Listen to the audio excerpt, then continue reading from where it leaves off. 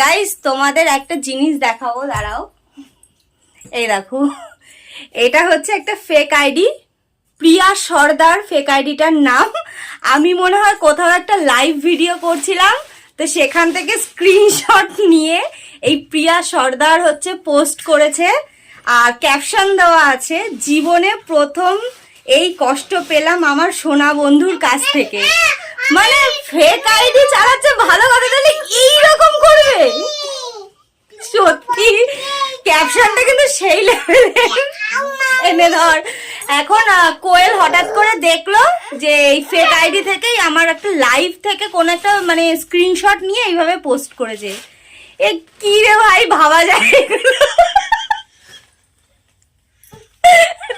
আমার জীবনে না কোনো কষ্ট আছে না কিছু আছে, তারপরে এই সব ভাবে পোস্ট করছে। সোনা বন্ধুর কাছ থেকে সোনা বন্ধুর কাছ থেকে কষ্ট পেয়েছি, সেই লেভেলের।